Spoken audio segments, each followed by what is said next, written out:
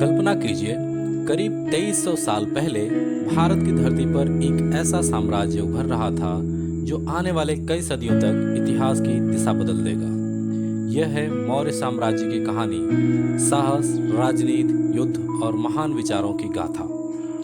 सबसे पहले मिलते हैं उस राजकुमारी से जिसका नाम था हेलेना।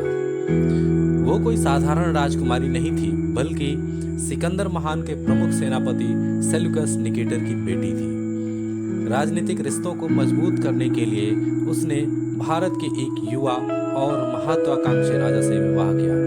वह थे चंद्रगुप्त मौर्य। चंद्रगुप्त वही शासक जिसने मौर्य साम्राज्य की नींव रखी और सिकंदर के उत्तराधिकारियों को हराकर मगध और उत्तर पश्चिमी भारत को एकजुट कर दिया। उसने पाटलिपुत्र, आज का पटना, को राजधानी बनाया।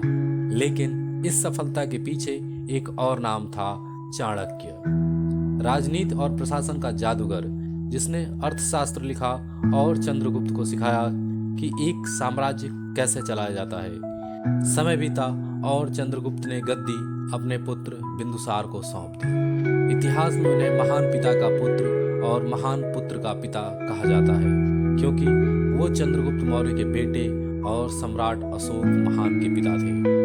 बिंदुसार ने दक्षिण भारत तक साम्राज्य फैलाया और कूटनीति से अपनी ताकत कायम रखी। फिर आया वह दौर जिसने मौर्य साम्राज्य को अमर कर दिया, अशोक महान का शासन। अशोक पहले ऐसे राजा थे जिन्होंने अभिलेखों के माध्यम से जनता तक अपने विचार पहुंचाए।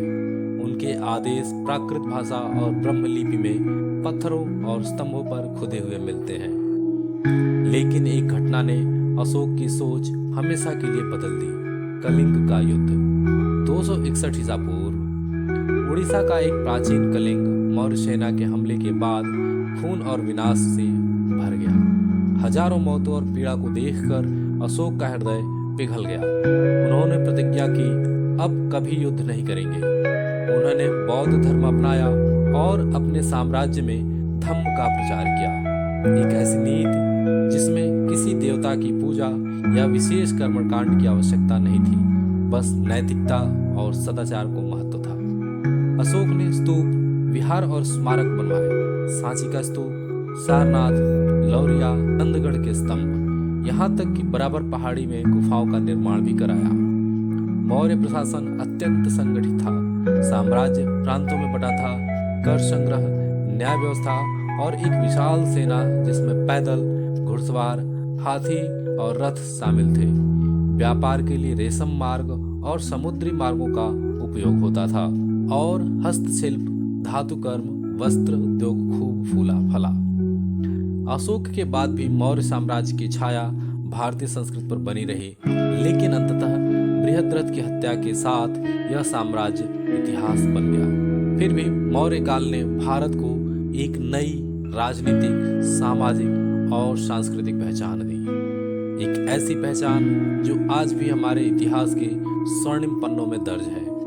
अगले एपिसोड में हम इतिहास के और भी सुनहरे पन्ने पलटेंगे। तो यदि हमारी वीडियो पसंद आई हो तो इसे लाइक कीजिए, चैनल को जरूर सब्सक्राइब कीजिए।